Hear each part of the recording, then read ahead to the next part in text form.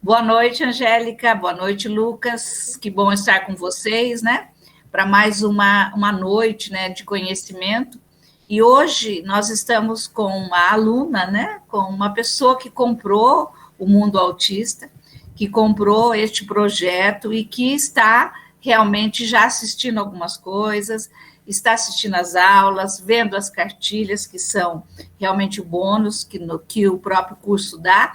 E eu gostaria de escutar, antes de falar sobre estimulação, que para isso que nós estamos aqui, mas eu gostaria que eu ouvisse de você o que você acha de importante, o que está sendo importante para você esse curso. Bom, então para mim o curso está sendo bastante significativo, né? Para a gente ter um norte sobre como conhecer mais a fundo o mundo autista mesmo, né? Os nossos alunos, nossos filhos, nossos sobrinhos, enfim, filhos dos nossos amigos, né? Autistas. Então está sendo bem interessante as aulas, as cartilhas, eu achei bastante didática, né? Dá realmente um passo a passo, bem bacana. Que bom, Angélica, ficou feliz, né? Porque realmente quando a gente fez todo esse material, né? Quando foi escrita, quando a gente chamou uma pessoa para poder fazer esses desenhos, a gente pensou realmente em tornar este conhecimento, que às vezes é tão teórico, mas ao mesmo tempo tão simples, para ter um passo a passo para os pais entenderem, você que é profissional entender, você que é professora auxiliar entender, e você realmente orientar as famílias, né? Isso é muito importante. Mas eu fico muito feliz que você esteja gostando do nosso curso, porque realmente ele foi feito para isso. Ele foi feito para isso. Mas agora nós vamos falar um pouquinho sobre a estimulação. Na nossa última live, vocês pediram para que eu estivesse falando, pontuando sobre a estimulação. Qual é o papel da estimulação no desenvolvimento das crianças autistas? Por que eu tenho que estimular? Olha bem, então vamos partir do princípio. Todo ser humano, ao nascer, ele é um ser social, tá? Ele é um ser social. Mas ele precisa de que mostrem este mundo para ele. Então, este mundo é feito de cores, de formas, de tamanhos, de espessuras, de cheiros, de histórias, de objetos. Ele é feito de um monte de coisas, mas precisa ser mostrado. Porque uma criança com desenvolvimento típico, ela olha, observa, e você vai falando os nomes. Olha, aqui está uma garrafa. Olha, aqui está um cachorrinho. Olha, aqui é um celular. Você vai falando e a criança vai interagindo. Mas a nossa criança autista, sabe, Angélica, ela tem dificuldade dessa interação, em compreender este vai e volta de conversa, de mostrar o mundo. Então, nós temos que estimular essa criança. E o que é muito importante, existem algumas pesquisas que mostram que 90% das conexões cerebrais de qualquer criança são definidas pela estimulação. 90%. Isso é sério. E quem dá essa informação é o Ministério da Educação e Cultura. Ele fala assim, 90% de todas as conexões cerebrais de um bebê, elas são definidas pelo nível de estimulação da família, dos terapeutas, das pessoas que cercam esta criança. Qual é a diferença, então, de uma criança e outra criança que mesmo, às vezes não sendo autista, mas é uma criança que tem uma deficiência, depende de como você estimula e como o meio ambiente estimula. E quem é que gerencia todo esse meio ambiente? Somos nós, profissionais, somos nós, família, né? Então, às vezes eu vejo assim, a gente não vendo a importância disso tudo, 90%. Os bebês no seu desenvolvimento, qualquer criança no seu desenvolvimento, necessitam de estimulação. Qualquer bebê, imagine a nossa criança autista que tem dificuldade de interagir e de se comunicar. Então, quando eu tenho um bebê, ao nascer uma criança, nós pais, nós profissionais, nós temos que realmente gerenciar isso em nós. este bebê precisa do outro. Primeiro, a sobrevivência dele. Se não houver a mediação do outro, ele não sobrevive. Ele precisa de amamentar, ele precisa ser trocado, ele precisa ser... Quando esfria, ele precisa pôr uma roupa. Então, a partir deste momento, dessa troca de informações, de detalhes no nascimento da criança, nós já começamos a estimular. Olha o bebezinho, eu estou passando um algodão em você. Tudo isso é estimulação. Olha, bebezinho, olha que legal, olha o óculos que eu tenho, olha meu cabelo. Você vai mostrando o mundo para ele. Você vai apresentando o mundo para ele. Não precisa ser só terapeuticamente, onde eu estou na frente de um espelho, onde eu vou mostrando os brinquedos para a criança. Mas, geralmente, essa criança ganha brinquedos, essa criança tem cheirinhos do lado, ela tem bichinhos de pelúcia. Então, nós temos que mostrar este mundo. Por quê? Porque a estimulação para a nossa criança autista precisa ser permanente, precisa ser constante e precisa ser progressiva. Eu começo com poucas coisas, depois eu vou aumentando o leque de estimulação. Tá? Então, tudo isso é muito importante para a gente poder entender quem é esta criança. Todas as pessoas, e principalmente a criança, o nosso bebê, é extremamente sensível à estimulação na primeira infância, principalmente os 3 primeiros anos de vida da criança. Nós falamos, sabe, Angélica, que é neste período que aflora a maior são as possibilidades dessa criança. Porque é nessa fase, nos 3 primeiros anos, que ele está pronto, como se fosse assim, um cérebro pronto a receber as informações. Então, mas aí não foi fechado o diagnóstico antes dos 3 anos, nós vamos continuar estimulando essa criança. Mas toda criança, se você percebe que tem um desenvolvimento diferente, mesmo sem o laudo, pai, mãe e terapeuta, mesmo sem o laudo, essa criança precisa de estimulação. E está sendo difícil, eu não vou atrás, a família não quer, meu marido não consegue entender, mas ela tem um desenvolvimento diferente. Se você comparar com outras crianças, ela é diferente. Então, daí, vamos estimular, mesmo sem um diagnóstico. Nós temos que ir atrás do diagnóstico, mas mesmo que essa criança não tiver diagnóstico, nós precisamos estimular essa criança. Tem alguma dúvida? Angélica, até o presente data. Então, tá. Os primeiros anos de vida é a questão que nós chamamos de mielinização, que opera as redes neurais, elas crescem e se estruturam.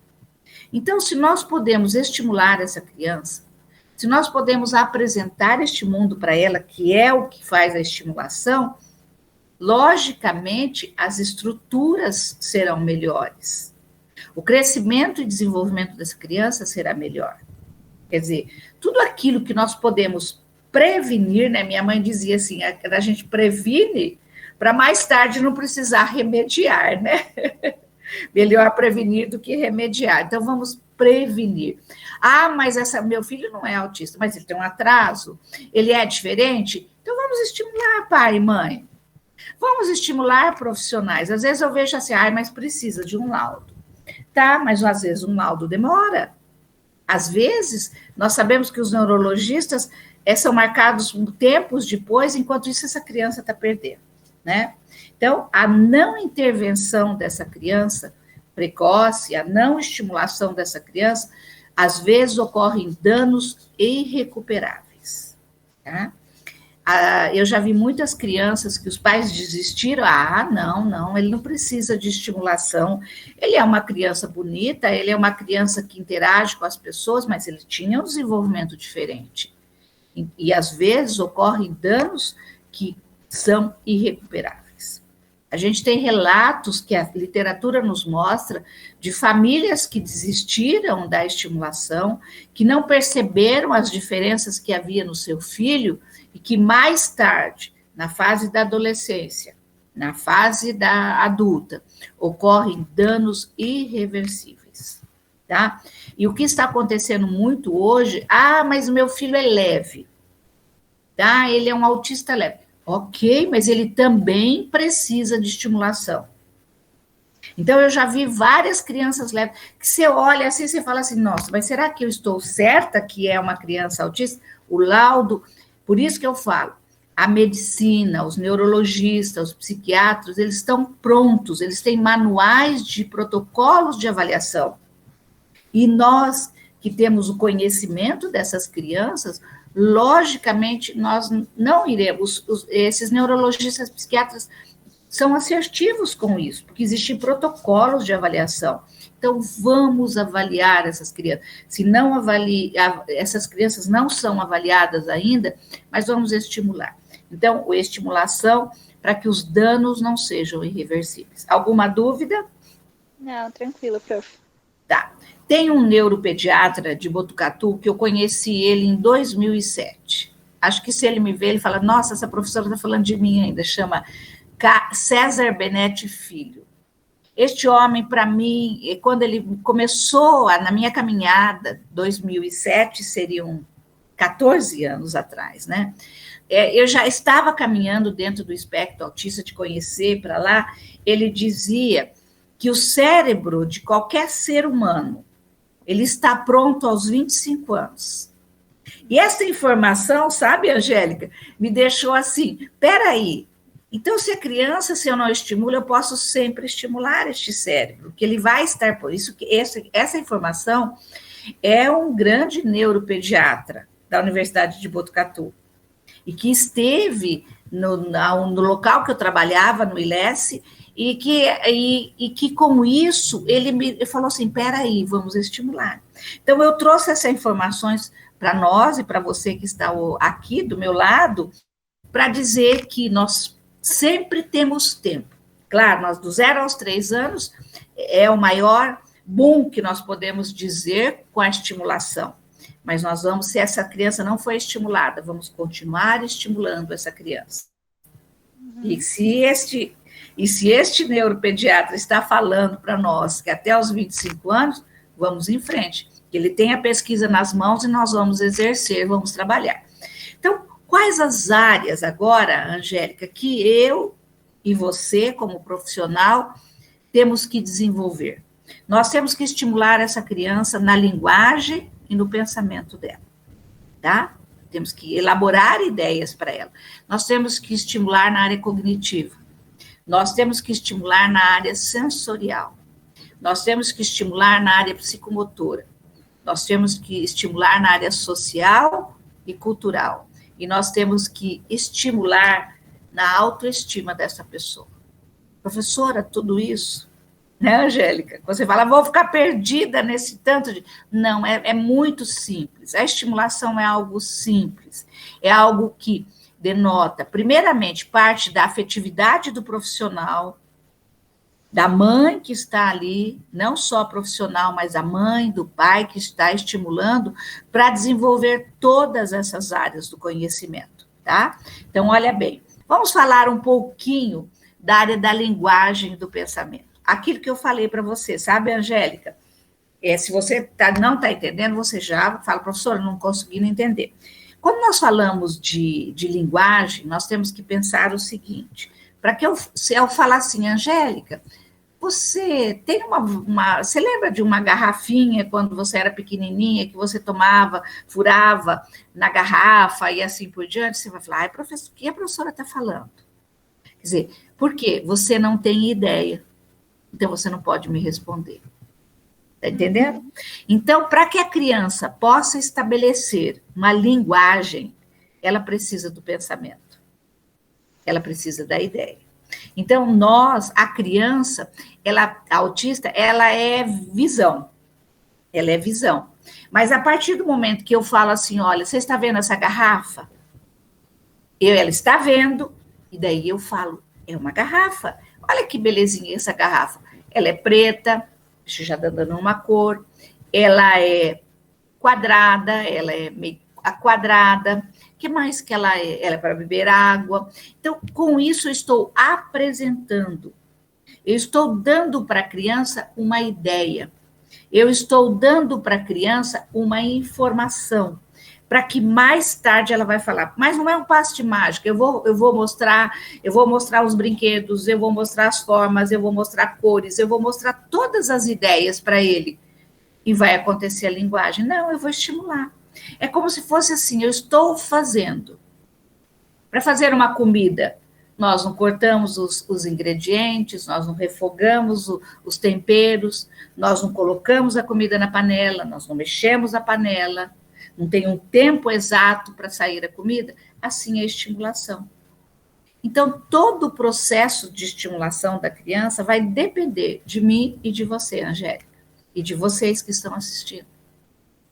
Então, quer dizer, qual é a diferença de uma criança e de outra criança dentro do espectro? A diferença está num bom mediador. Quem é esse mediador?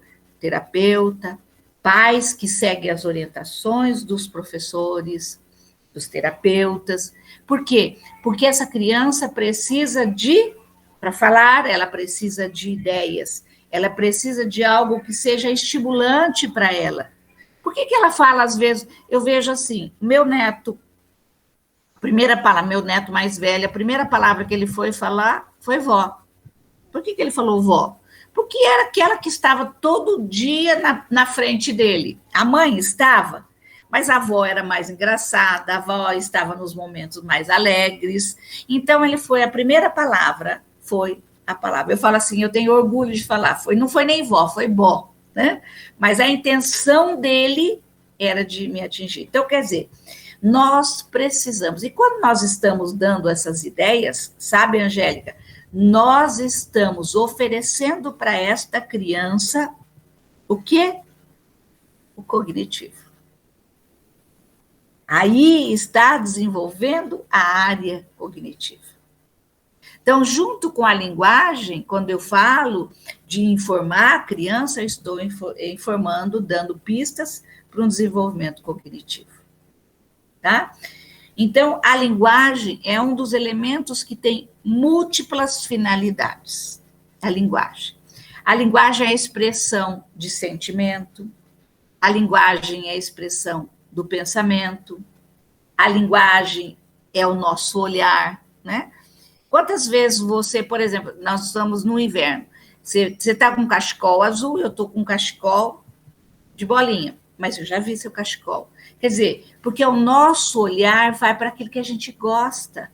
E qual é o nosso olhar quando nós estimulamos uma criança, sabe, Angélica? Nós temos que ter claramente o que eu vou fazer, qual é o meu olhar sobre aquela criança. Nenhuma criança, ele não vai aprender. Tem pais que falam, ixi, já expliquei tudo e ele não aprendeu. Não, é a persistência, a resiliência. Então, nós precisamos apresentar hoje, apresentar amanhã, para que a linguagem ocorra, para que o pensamento ocorra e para que o cognitivo aconteça, tá? A área cognitiva é uma área de fundamental, é a capacidade que eu tenho de aprender. Então, por exemplo, mostrei a garrafa. Amanhã a criança vai lembrar. Ela pode até falar, ela pode até dizer preta, tá? Ela lembrou de uma característica da garrafa. Então, com isso, não tinha nada para mostrar, estou mostrando a minha garrafinha aqui. Mas tudo isso, a parte cognitiva é a expressão de que eu lembrei, eu estou aprendendo, eu cheguei em algum lugar, ele pega a mão da mãe e leva para algum lugar. É a hora dessa, quando pega na mão, o que você quer? Daí, não, eu quero uma flor. Então, como é essa flor? Que cor é essa flor? Então, tudo isso nós precisamos aguçar as nossas crianças. Por isso que o brincar, quando nós estávamos conversando, porque o ato de brincar é fundamental. Porque através do brincar, nós estamos ensinando a criança. Se eu mostro uma panelinha, ele está cheirando gostoso essa comidinha que eu estou fazendo. É comidinha de mentira da criança. Nós estamos usando uma linguagem imaginativa. E a criança precisa brincar. Toda criança que brinca, ela tem um cognitivo melhor e, principalmente, ela tem ideias melhores e ela sabe como organizar a sua vida. E a nossa criança autista precisa disso. Então, a capacidade cognitiva dessa criança vai depender de como nós apresentamos esse mundo para a criança. Tá? Eu achei bem interessante em um dos vídeos do curso que a senhora traz o Senhor Batata e a Senhora Batata, né? E a bonequinha também. E aí me chamou muita atenção, porque realmente, né, um simples brinquedo, como você pode estimular várias coisas na criança. Bem interessante. A boneca, tipo, nossa, de vestir, de cuidar, né? Você tá estimulando sentimentos, a emoção, né? A coordenação motora dessa criança, a percepção visual dela, né? Tudo isso é estimulação. Tudo isso que você está dizendo, nada mais do que estimulação. Então, você pode ver no curso que você comprou quantas informações. E o curso, eu acho muito importante, o Mundo Autista, ele dá um passo a passo. Você vai aprender, começa do nada, assim, começa de pequenas orientações, você vai crescendo, crescendo, crescendo. Quando você vê, você deslumbrou esse mundo autista. Quer dizer, é um passo a passo. Tudo isso que eu estou falando sobre estimulação está lá no curso, tá? Eu vou falar agora um pouquinho sobre estimulação, integração sensorial. Está lá no curso, tem uma cartilha todinha de integração sensorial, tem uma aula todinha de integração sensorial. Por quê? Porque eu tenho que conhecer todos esses detalhes como profissional, como família, para poder entender este mundo. Às vezes eu vejo pais que falam, mas o comportamento dele está muito difícil. Vai ficar difícil se eu não souber como estimular. Porque assim, quando nós falamos de integração sensorial, é que o mundo é feito de cores, de cheiros, de luzes, de sons, de paladares, tudo isso o mundo é feito. E se eu não apresentar este mundo para uma criança que está desorganizada? Eu não sou terapeuta ocupacional, mas eu sou professora e trabalho com o processamento da integração sensorial. Mas nós, pais, precisamos entender, porque às vezes eu vejo uma mãe que falou assim, o meu filho vive com capuz. Ele vive com capuz porque ele não quer ouvir.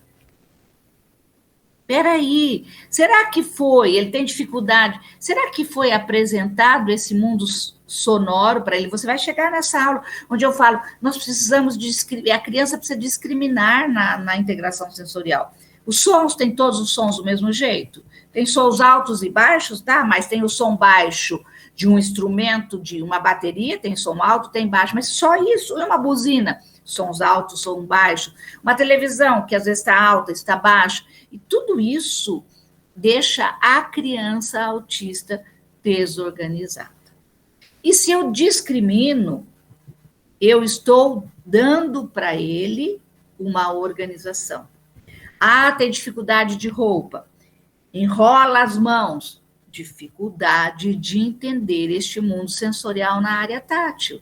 Então, eu tenho que apresentar o universo tátil, eu tenho que apresentar o universo auditivo, eu tenho que apresentar o universo gustativo, olfativo, visual. Por quê? Para que ele se integre, para que ele não tenha tantas dificuldades neste mundo. Tá? Eu sempre falo, já falei várias vezes, meu neto, muitas vezes, quando chega de viagem, ele diz assim, vó, estou confuso. Tá? Por que ele está confuso? Ele não sabe o que aconteceu. Quer dizer, ele entrou dentro de um carro, por mais que você tivesse mostrado uma rotina para ele da viagem, será que toda a rotina é igual? Não. Teve carros, buzinas diferentes, cheiros de postos de gasolina diferentes, salas de conveniência com cheiros de paladares diferentes. Então, tudo isso precisa ser apresentado. Então, quando nós... Oi, pode falar. E essa apresentação, eu tenho uma certa dúvida. Essa apresentação, ela precisa ser, tipo assim, quantidade de tempo mesmo. Quanto tempo antes? Essa apresentação, quando se fala em tempo, como você diz assim, a apresentação tem que ser em forma de imagem ou de objetos, ok? Quando eu falei do senhor Batata, eu disse, olha, o senhor Batata, ele gosta de comer a batata, né? Então, quer dizer, o que significa isso? Eu tenho que apresentar todo este mundo. O tempo, enquanto principalmente na estimulação, a criança, em toda a educação infantil.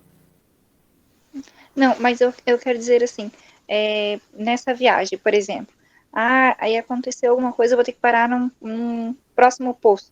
Certo. Então, eu aviso com antecedência a criança, ó, vamos parar no posto e tal. Eu digo tipo, meia hora antes, uma hora antes, um dia antes, seria.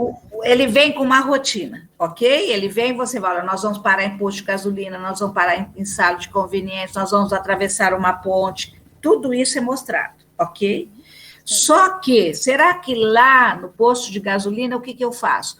Existe uma palavrinha que eu sempre digo, é mágica, chama antecipar. O autista precisa. Olha aqui, ó, tá vendo aqui, ó, vamos parar num posto de combustível. Mas acontece que às vezes o pai falou, já falei, já falou mesmo. Só que naquele momento ele precisa ter segurança. Vamos, ó, daqui 10 quilômetros tem um posto de combustível. Essa era a minha dúvida. Sabe por quê, Angélica? A criança precisa de segurança. Sabe? A criança precisa de segurança. Eu falo assim, por que o autista tem grandes problemas de integração sensorial? Por que ele entra em crise numa dificuldade da área sensorial? Por quê? Ele entra em crise porque ele não sabe o que fazer, ele não tem segurança. Daí os pais falam assim, ai, meu Deus do céu, o que está acontecendo com essa criança? O que eu tenho de fazer? Tá? Apresentar. Para quê? Para que diminua as crises. Tá? Porque esse confuso dele, às vezes, pode ser uma crise. Você está entendendo? Então, como eu disse, sempre antecipar. Tá bom? Entendeu? Então, nós vamos apresentar para essa criança de integração sensorial, nós vamos apresentar todos os tipos de objetos, nós vamos apresentar para ele brinquedos, nós vamos apresentar instrumentos musicais, sons de animais, tudo isso. Daí você pega um fantoche, você imita determinadas coisas, aí vai da criatividade de cada um, tá? Vai da criatividade dos pais e de profissionais para poder trabalhar a parte de integração sensorial, ok? Nós temos que saber, na área de integração sensorial, nós temos que falar sempre de forma mais clara para a criança, e não alto, porque às vezes a gente acaba, quando a criança entra em crise, quando a criança não está entendendo, a gente acaba, como ser humano, quando a gente vê, a gente está aumentando o nosso tom de voz. Não. O nosso tom de voz não deve ser aquele doce, meloso, não. Eu tenho que ter altos e baixos, mas nunca perder a doçura. Nunca. Eu posso usar uma voz mais alta, mas eu não perco a doçura. Eu posso usar uma voz mais baixa, mas não perder a doçura. Tá? E nessas áreas tátil, quando eu falo assim, vamos falar para o universo tátil, né? Às vezes a gente acha que é só apresentar através de um tapete sensorial, de objetos diferentes, tá? A criança precisa, muitas não gostam de ser abraçadas. Uns gostam de ser abraçados, vive melando a gente, outros não gostam.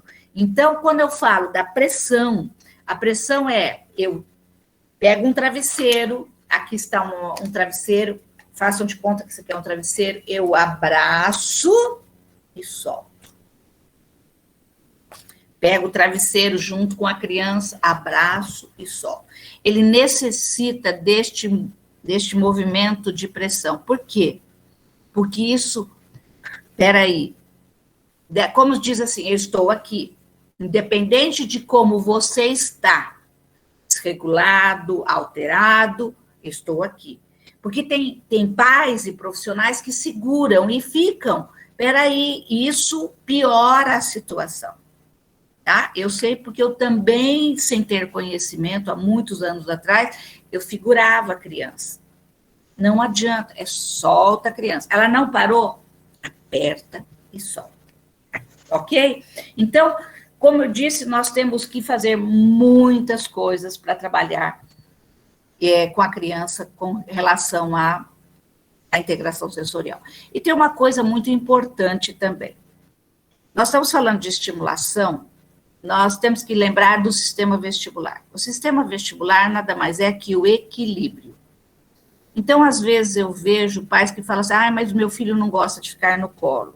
Terapeutas acham que não deve pegar a criança no colo. A criança, no seu sistema vestibular, ela necessita deste embalo. Ela necessita deste conforto do embalo. Não preciso, não estou dizendo para você ficar embalando essa criança, mas se é uma criança de 0 a 3 anos, uma criança ainda que utiliza o colo para que possa se aproximar do terapeuta ou dos pais, ela precisa do embalo. Um embalo nada mais é do que você trabalhar esse sistema vestibular.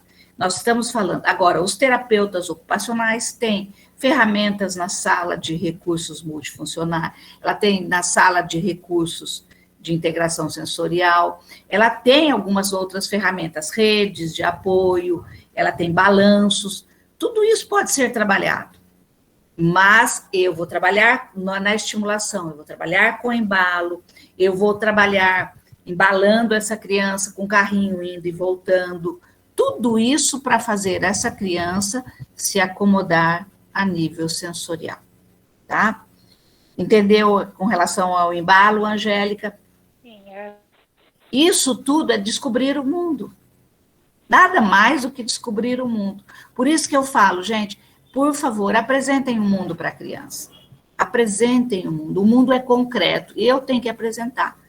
Então, quer dizer, como você viu nos vídeos do mundo autista que você comprou, você viu quantos exemplos eu dou com brinquedos e assim, para que essa criança possa entender este universo. Gente, esses ajustes de entender o universo, a nossa criança autista tem dificuldade. Por isso eu tenho que apresentar para ela.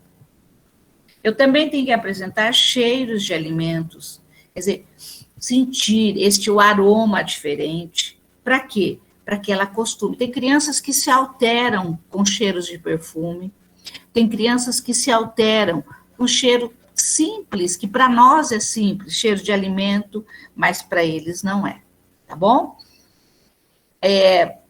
Com essas conversas que você vai tendo com a criança, com essas apresentações de brinquedos, trabalhando com ela, você está fazendo a criança a discriminar este mundo. Porque, assim, uma criança com desenvolvimento típico, ela, na brincadeira com os coleguinhas, ela vai entendendo este mundo, mas ele não tem dificuldade de interação, tá? Mas a nossa criança tem dificuldade de interação. Por isso tem que ser apresentado. Brinque com a criança, estimule a criança, faça ela diferenciar, discriminar cheiros, sensações táteis, tá? Sensações táteis, o mundo visual, o mundo auditivo, tudo isso são informações importantes. E a parte motora? A parte motora. Mas a criança autista anda, mas ela tem um andar com desequilíbrio, tá? Ela tem um andar com desequilíbrio. Então, por isso, ofereça para a criança andar, engatinhar, rolar, sentar, virar cambotas, tudo isso faça junto com a criança. Apresente esses movimentos para a criança, para que ela possa realmente ser estimulada.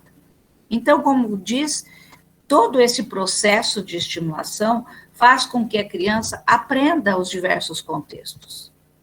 Vá no parque com ela, vá no quarto com ela, sempre tenha objetos diferentes para ela, para que ela possa aprender. Será que eu consegui ser clara com você da estimulação?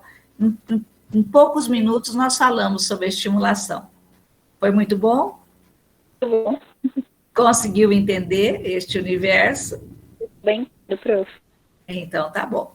Sim. Prof, eu tenho uma dúvida, não sei se eu posso comentar. Pode, já? Claro. Então, em relação a essa criança mesmo, porque como eu estou fazendo a pós, né, a especialização em autismo,